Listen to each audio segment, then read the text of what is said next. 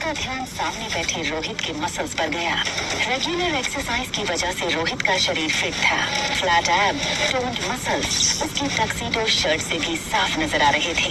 रिया ने रोहित के बाइसेप्स देखे और अपने छोटे छोटे हाथों से उसे दबा कर कहा, मैंने जितना सोचा था उससे कई ज्यादा हैंडसम और स्ट्रॉन्ग हो। मुझे एक हाथ में उठा के घुमाओ ना, बहुत हो जाएगा। करो करो करो। नहीं, पहले मैं खाऊंगी फिर मुझे घुमाना, ओके? आर्यन की कमजोर मानसिकता समझते हुए रोहित के पास उसकी बातें मानने के अलावा और कोई चारा नहीं था।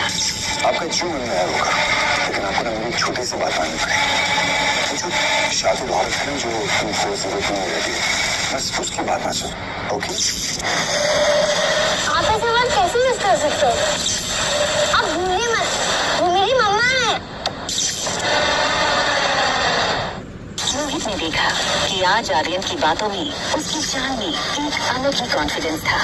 उसने हमेशा चाहा था आर्यन भी बाकी बच्चों की तरह स्ट्रांग और कॉन्फिडेंट हो, मगर इस तरह का ओवरनाइट बदलाव उससे हजम नहीं हो रहा था।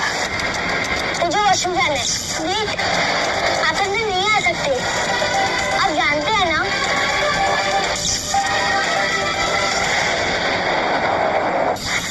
ये देखकर रोहित का सर मानो घूमने लगा। वो सोच रहा था कि भले ही आर्यन सिर्फ 6 साल का था, उसे इतनी समझ तो थी कि उसे कौन से वॉशरूम में जाना चाहिए, लेकिन वो ये नहीं जानता था कि जिसे वो आर्यन समझ रहा था वो दरअसल रिया थी। रोहित ने वहीं खड़े खड़े डॉक्टर अग्रवाल को फोन लगाया। Doctor, I guess Aryan needs immediate psychological attention. Hotel में किसी गेस्ट को अपनी मॉम समझने लगा है और वो it's normal. Okay doctor, thank you. ठीक उसी वक्त अनिका आर्यन को लेकर मेन एंट्रेंस से आई।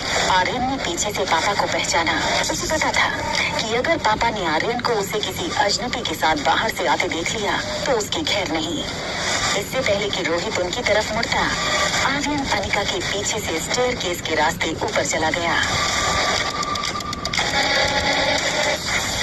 रोहित किसी की भी परवाह किए बिना अनिका पर टूट पड़ा।